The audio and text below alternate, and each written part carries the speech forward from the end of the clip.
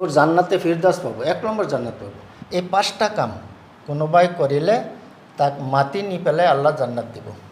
Real factor factual ডিছকাশ্যনলৈ আকৌ পুনৰবাৰ আমি আপোনালোকক স্বাগতম জনাইছোঁ।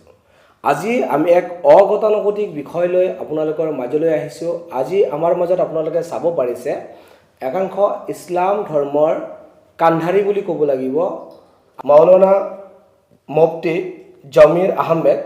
আমি আমাৰ দৰ্শকক নমস্কাৰ জনাবলৈ সালাম জনাবলৈ আহ্বান জনাইছোঁ। আসসালামু আলাইকুম ৰহমতুল্লাহ। আৰু এখেত হৈছে মাওলানা সাইফুল ইছলাম আৰু আমাৰ জমিউদ্দিন আহমেদ সাহেবৰ লগত বহি থকা এখেত হৈছে মুফতি সাইজুৰ ৰহমান আৰু আমাৰ ভাতৃপতি মুফতি ৰজব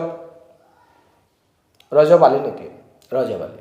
আজি আমি বিশেষকৈ ইছলাম ধৰ্মত ইমানৰ যিটো কথা, ইমানৰ কথাৰ ওপৰত কেইটামান আমি প্ৰশ্ন যুগত কৰিছোঁ আৰু সেই প্ৰশ্নখিনি আমি এতিয়া অৱতাৰণা কৰিম। আমাৰ প্ৰথম প্ৰশ্নটো হৈছে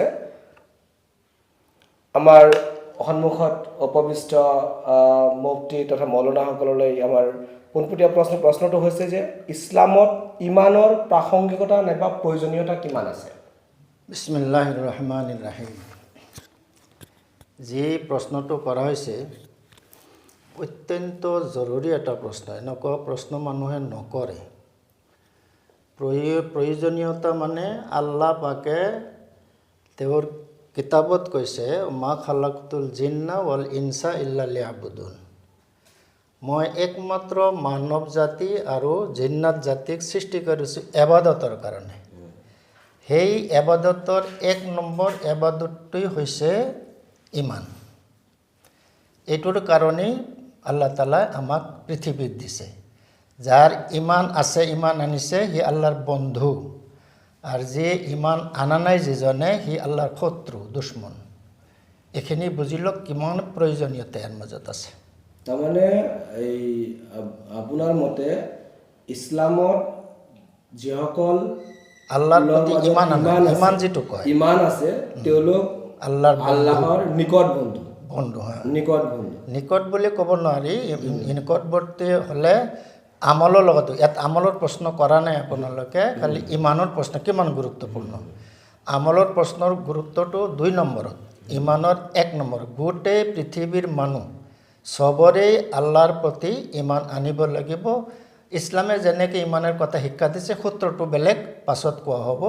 মানে ইমানৰ গুৰুত্ব ইমানেই যে আমাক পঠাইছে ইয়াত ইমানৰ কাৰণেই, বছ খতম।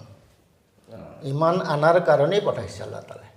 যেনক আপোনালোকে জানিব পাৰিলে যে ইমানৰ ইছলাম ধৰ্মত যথেষ্ট প্ৰাসংগিকতা আৰু যথেষ্ট প্ৰয়োজনীয়তা আছে। ইছলাম ধৰ্মত মানুহখিনি শৃংখলাবদ্ধভাৱে আৰু সুশৃংখল জীৱন যাপন কৰিবৰ কাৰণে ইছলাম ধৰ্মত ইমানৰ যথেষ্ট প্ৰয়োজনীয়তা আছে। আমাৰ দ্বিতীয়টো প্ৰশ্ন আমাৰ জ্ঞানগম্ভীৰ মৌলানা সমাজলৈ, সেই প্ৰশ্নটো হৈছে যে ইছলামত ইমানৰ প্ৰকাৰ আছে নে নাই? যদি আছে তেতিয়াহ'লে কি কি প্ৰকাৰ আছে? এইটো আৰু এটা প্ৰশ্ন। এইবিলাক প্ৰশ্ন মানে নকৰেও, নাজানেও। ইমানৰ প্ৰকাৰ আমাৰ যে আবু হানিফা, আমি যিজন ইমামক মানি চলি আছোঁ, এওঁৰ হিচাপে ইমানৰ প্ৰকাৰ আছে। আৰু ইমানৰ সূত্ৰ হিচাপে পৃথিৱীত 5টা দল মানুহ আছে। ইমানৰ সূত্ৰ হিচাপে 5 ভাগে বিভক্ত মানুহ। মানে আমাৰ হিচাপে ইমানৰ প্ৰকাৰ আছে। ই হ'ল মূল ইমান, পূৰ্ণ ইমান আৰু অপূৰ্ণ ইমান। মূল ইমানটোই ইমান, বাকী অপূৰ্ণ আৰু পূৰ্ণ এইটো হ'ল আমলৰ উচিলাত, আমলৰ দ্বাৰা। যিজনে ইমান আনাৰ পিছত সম্পূৰ্ণ আমল কৰে তেওঁ পূৰ্ণ ইমানদাৰ, আৰু যিজনে আংশিক কৰে তেওঁ অপূৰ্ণ ইমানদাৰ। এই 3 প্ৰকাৰ ইমানৰ। আপোনালোকে জানিব পাৰিলে যে ইমানৰো প্ৰকাৰ আছে, 3টা প্ৰকাৰৰ বিভক্ত ইমান। আমি এতিয়া আপোনালোকক জনাম যে এগৰাকী ব্যক্তি প্ৰকৃত ইমানদাৰ ব্যক্তি হিচাপে নিজক যদি আত্মপ্ৰকাশ কৰিব বিচাৰে সমাজ ব্যৱস্থাত, তেতিয়াহ'লে তেওঁ কি কি কাম বা কাৰ্য কৰিব লাগিব? চাওক, কাৰ্য মানে আল্লাহ তাআলা ইমান আনাৰ পিছত যিজন মানুহে ইমান আনিব, তাৰ পিছতহে আল্লাহ তালাৰ আদেশ নিষেধবিলাক হয়। আদেশ নিষেধ এনেই নকৰে। ইমান আনাৰ পিছত আল্লাহৰ বন্ধু হৈ গৈছে, এতিয়া তাক ক'ব তুমি এইবোৰ কথা মানি চলা, এইবোৰ কথা এৰি দিয়া, এইবোৰ কাম এৰি দিয়া, এইবোৰ কাম কৰা। এইটো হ'ল আল্লাহৰ আদেশ নিষেধ যিবিলাক, সেইবিলাকৰ নাম আছে ফৰজ, ৱাজিব, সুন্নতে মুআক্কাদা। এইবিলাক হ'ল মেইন বস্তু।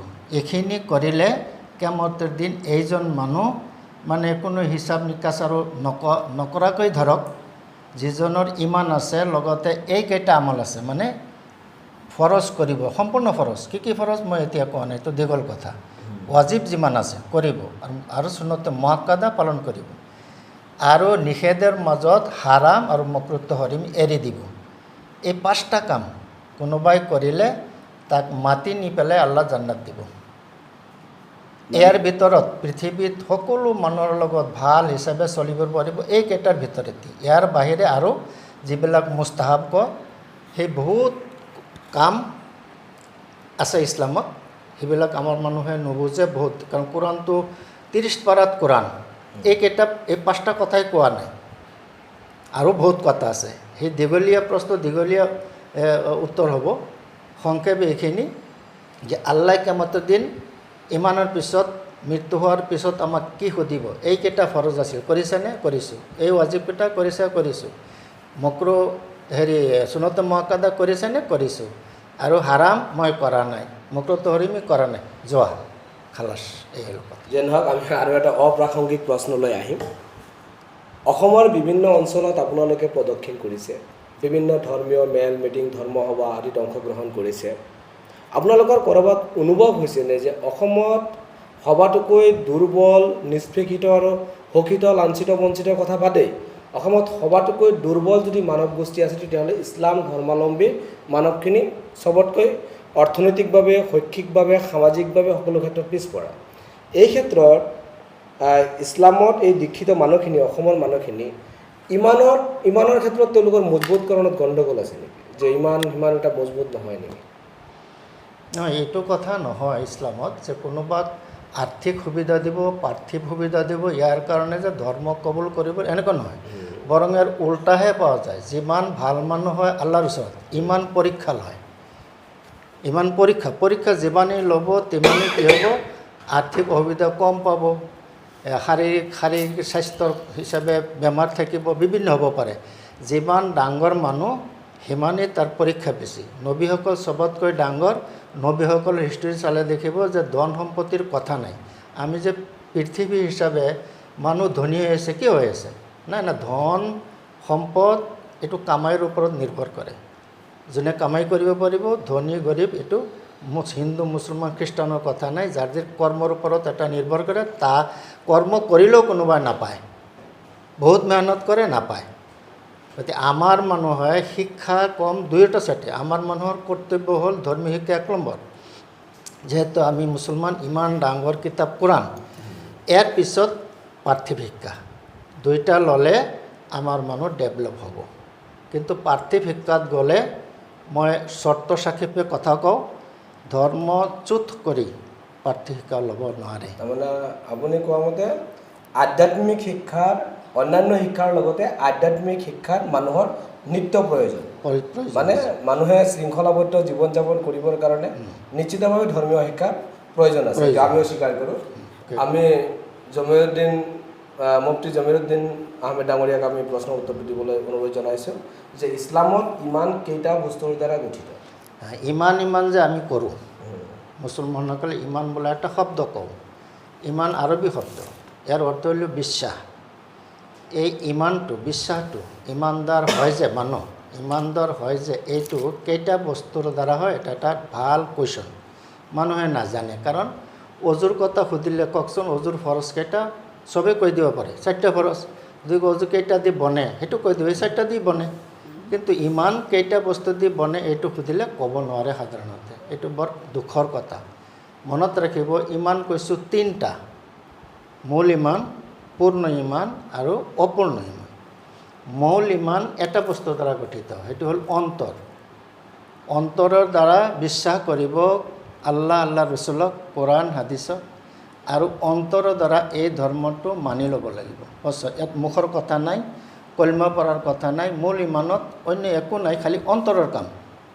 এইটো হ'ল ইমানৰ সূত্ৰ পাই গ'লে। আৰু পূৰ্ণ ইমান হ'ব অন্তৰৰ বিশ্বাসৰ পিছত।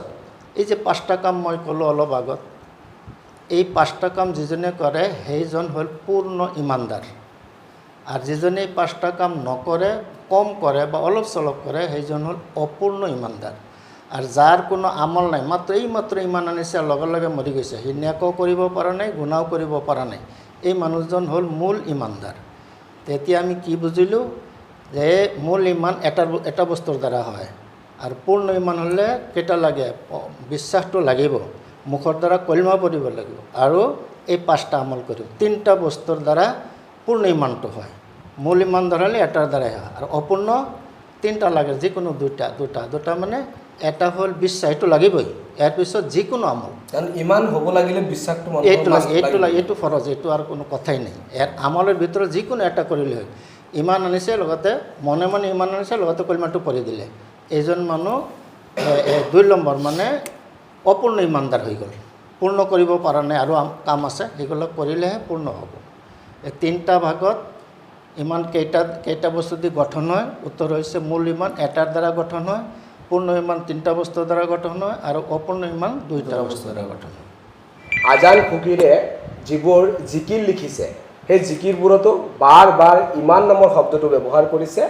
তো ইমান মানে হৈছে বিশ্বাস। আমাৰ একেবাৰে শেষৰ প্ৰশ্নটো হৈছে যে ইছলামত ইমান মজবুতভাৱে মানে শক্তিশালীভাৱে গঠন কৰিবৰ কাৰণে কি পবিত্ৰ কিংবা নেক আমলৰ প্ৰয়োজন? এইটোতো এবাৰ কোৱা হৈছে নেকি? নেক আমল সম্পূৰ্ণ, মানে এই 5টা কথা যে কৈছোঁ মই, ফৰজ, ৱাজিব, সুন্নতে মুআক্কাদা, এৰপৰত এই মানে হাৰাম আৰু মকৰুহ বাদ দিব লাগে। এইকেইটাৰ ভিতৰত চব বস্তু আহি যায়। আৰু মুস্তাহাব আছে, সুন্নত আছে, সুন্নতে মুস্তাহাবা কয়, গৈৰ মুআক্কাদা কয়। মানে ইছলামৰ সম্পূৰ্ণ আমল কৰিলে যিকোনো পৃথিৱীৰ মানুহে বুজিব যে এজন সৎ আৰু ভাল মানুহ। তাৰমানে পূৰ্ণ কৰিবলৈ হয়। ইছলাম ধৰ্মত যদি মানুহখিনি ইমানদাৰৰ দিশত অগ্ৰসৰ হয়, আমলত, ইমানটো এক্সট্ৰা ক'লোঁ, ইমান অন্তৰৰ আৰু একো কাম নাই, আমল কৰক বা নকৰক, ইমানদাৰ হৈ গ'ল। সি মেইন ধৰক ট্ৰেইনৰ মেইন টিকটটো পাইছে যোৱাৰ কাৰণে, দিল্লী যাব টিকট আছে, কিন্তু তাৰ শ্লিপিং টিপিং সেইবিলাক নাই, সেইটো যাব পাৰিব না, RSC পাইছে। তাৰ এই সুখে শান্তিতে গ'লে আৰু কিছু টিকেট লাগিব, কিন্তু খালি মেইন টিকেটটো হ'লে দিল্লী যাব পাৰিব। ইমানটো হৈ গ'লে মেইন টিকেট হৈ গৈছে, আমল থাকক বা নাথাকক, নাথাকিলে গুণাগাৰ, শাস্তি পাব, জান্নাত পাব।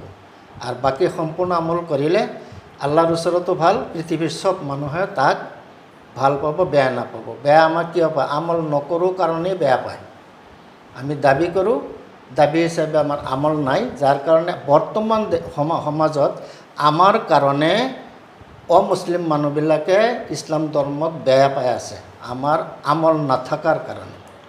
এইটো সত্য কথা। এইটো আৰু এটা কথা, অসমৰ চৰকাৰী পক্ষই হওক নাইবা বেচৰকাৰী পক্ষই হওক, যিসকলে এই বিশেষ সম্প্ৰদায়টোক, আজিকালি এটা নিউ ট্ৰেণ্ড আহিছে, স্পেচিয়েল কমিউনিটি বুলি কয়, বিশেষ সম্প্ৰদায় বুলি কয়, এই সম্প্ৰদায়ৰ মাজত আপোনাৰ এই ইমান যিটো মানে বিশ্বাসে হওক নাইবা আমলেই হওক, এই দুটা বস্তুৰ মানে যিমান দূৰ এক্সপাণ্ড হ'ব লাগিছিলে, মানুহৰ মাজত যিমান দূৰ প্ৰচাৰ হ'ব লাগিছিল, এই প্ৰচাৰটো আমাৰ দৃষ্টিত যেন ক'ৰবাত থমকি ৰৈছে নাইবা কম হৈছে।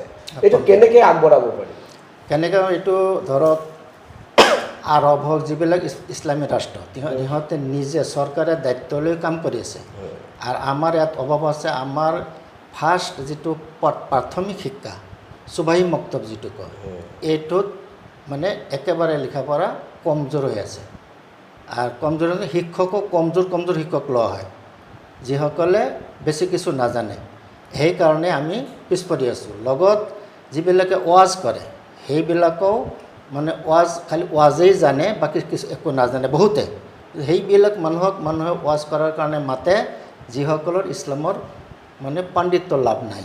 তাৰমানে কিছু সেইকাৰণে ত্ৰুটি হৈ আছে কিছুমানে কিছু অনভিজ্ঞ মানে হয়, জ্ঞানী নহয় অনভিজ্ঞ। কিছু অনভিজ্ঞ মানুহৰ মানুহেও ধৰ্মক এনেকুৱাকে প্ৰচাৰ কৰি আছে যাৰ তেওঁলোকে কাৰণে- প্ৰচাৰ কৰিলেও মানুহখিনিয়ে গম নাপায় যে এইটো সঠিক না বেঠিক এইটো মানুহে ক্লাৰিফিকেশ্যনটো মানুহে গম নাপায় সেইকাৰণেও সমাজ ব্যৱস্থা বেলেগ ফালে টান গৈছে আমি পিছ পৰি আছোঁ আচ্ছা এইটো জটিল প্ৰশ্ন মানে ইমান গঠন কৰাৰ কাৰণে নেক আমলৰ প্ৰয়োজন আছেনে নাই এতিয়া মই অলপ আগতে ক'লোঁ ইমান তিনিটা আমাৰ মূল ইমান এটাই বাকী দুটা হ'ল একচুৱেলি এটা আমল পূৰ্ণ অপূৰ্ণ এইটো হ'ল আমল সংযুক্ত হৈ পূৰ্ণ অপূৰ্ণ নাম পাইছে কিন্তু ইমানৰ ওপৰতহে আমলটো যোগ হৈছে এই তিনিটা ইমানৰ যিটো মূল ইমান এইটোৰ মাজত নেক আমলৰ প্ৰয়োজন নাই কাৰণ এইটো নিজে নিজে অন্তৰৰ দ্বাৰা হয় পৃথিৱীৰ কোনেও নাজানিব যদি কোনো এজনে ইমানদাৰ হয় সেই মনে মনে আল্লাহৰ নবী আৰু আল্লাহৰ কিতাপ আৰু হাদিছ এই কিতাপ যদি বিশ্বাস কৰি লয় আৰু এই কথা সি ভাবে যে মই আজিৰ পৰা মুছলমান হৈ গ'লোঁ এই ধৰ্ম গ্ৰহণ কৰিলোঁ কাকো কোৱা নাই সেইজন ইমানদাৰ হৈ গ'ল মনে মনে কিন্তু ইমানদাৰ হৈ গ'ল ইয়াৰ কাৰণে চাওক কোনো নেক আমলৰ প্ৰয়োজন নাই যেতিয়া ইমানদাৰ হৈ গৈছে ইয়াৰ পিছত তাৰ যিবিলাক কাম কৰিব এইবিলাক হ'ল নেক কাম এতিয়া নমাজ পঢ়িব সুবহানাল্লাহ ক'ব টকা দান কৰিব চব নেক কাম তো নেক কামৰ কথাটো হৈছে দ্বিতীয় পৰ্যায় এতিয়া কোনোবা প্ৰশ্ন কৰিব পাৰে যে নেক কাম নকৰিলে কেনেকৈ হ'ব বোলে ঠিক আছে আল্লাহ দুটা বস্তুই চাইছে ইমান চাইছে লগতে নেক আমল চাইছে ইন্নাল্লাযিনা আমানু ওয়া আমিলুছ সালিহাত কানাত লাহুম জান্নাতুল ফিৰদাউছি নুজুলা যিজনে দুটা কাম কৰিব ইমান আনিব নেক আমল কৰিব তেওঁৰ জান্নাতে ফিৰদাউছ পাব 1 নম্বৰ জান্নাত পাব দুটা বস্তু লাগে কিন্তু ইমান যে লাগে ইয়াত আমল নাই আমল কিহৰ কাৰণে কৰোঁ যে আমল কৰিলে অস্থায়ী দুজগত আল্লাহ নিদিব দুজগত নিদিয়াকৈ মই বেষ্ট পাম নিদিব মোক আৰু ইমান আনিলে স্থায়ী হিচাপে মই জাহান্নামত নাথাকোঁ দুটা কাম ইমানো লাগিব আমলো লাগিব তো মোট কথা হ'ল মূল ইমানত নেক আমল নোসোমায় নেক আমল নাথাকে এনেই মনে মনে কি হৈ যায় ইমানটো হৈ যায় আর বাকি যে দুইটা আছে পূর্ণ অপূর্ণ সেই দুইটা আমল নোহোৱাকৈ সেই দুইটা ইমান গঠন নহয় সেই দুটাত আমল লাগে বুজা গ'ল এটাত আমল নালাগে মূল ইমানত আমল নালাগে এনেই মূল ইমানটো গঠন হয় অন্তৰৰ দ্বাৰা আর পূর্ণ অপূর্ণত কি লাগে নেক আমল লাগে সেই দুইটা নেক আমল নহ'লে মানুহ সেই দুইটা উপাধি নাপাব আপোনাৰ পূৰ্ণ ইমানদাৰ ক'বলৈ হ'লে সেইকেইটা আমল আপোনাৰ মাজত পাব লাগিব আমাৰ দ্য ৰিয়েল ফেক্টৰ আজিৰ এই অগতানুগতিক ফেক্সুৱেল ডিছকাশ্যনত আপোনালোকে ইছলাম ধৰ্মাৱলম্বী এক বিষয় আমি আপোনালোকৰ লগত আলোচনা কৰিলোঁ বিষয়টো আছিলে বিশেষকৈ ইমানৰ প্ৰসংগত যে মানুহ ইমানদাৰ কিয় হ'ব লাগে মানুহৰ ইমানদাৰ হ'বলৈ হ'লে কি কি গুণাগুণৰ প্ৰয়োজন ইমানদাৰ হোৱাৰ প্ৰাসংগিকতা প্ৰয়োজনীয়তা কিমান দূৰ আছে সেই বিষয়ে বিস্তাৰিত আলোচনা কৰা হৈছে ইয়াৰ ভিতৰত যদি আপোনালোকৰ আৰু অধিক জানিব লগা আছে আপোনালোকে কমেণ্ট যোগে জনাব পাৰিব আমি পৰৱৰ্তী প্ৰগ্ৰামত আমি আপোনালোকৰ উত্তৰসমূহ আপোনালোকৰো যদি কিবা প্ৰশ্ন থাকে আপোনালোকে তাতে পেছ কৰিব পাৰিব কমেণ্ট যোগে প্ৰশ্ন কৰিব পাৰিব পৰৱৰ্তী অনুষ্ঠানত আমি আপোনালোকৰ প্ৰশ্নৰ উত্তৰসমূহ দিবলৈ আমি যত্ন কৰিম আমি এইখিনিতে আমি আমাৰ অনুষ্ঠানত দ্য ৰিয়েল ফেক্টৰ এই মঞ্চত উপস্থিত থকাৰ কাৰণে মুফতি জমিৰুদ্দিন আহমেদ ডাঙৰীয়াক ধন্যবাদ জ্ঞাপন কৰিছোঁ লগতে ধন্যবাদ জ্ঞাপন কৰিছোঁ মৌলানা সাইফুল ইছলাম ডাঙৰীয়াক লগতে ধন্যবাদ জ্ঞাপন কৰিছোঁ মুফতি সাইজুৰ ৰহমান আৰু মুফতি ৰজব আলী ডাঙৰীয়াক আমি অনুষ্ঠানটোৰ পৰা এইখিনিতে বিদায় মাগিছোঁ ধন্যবাদ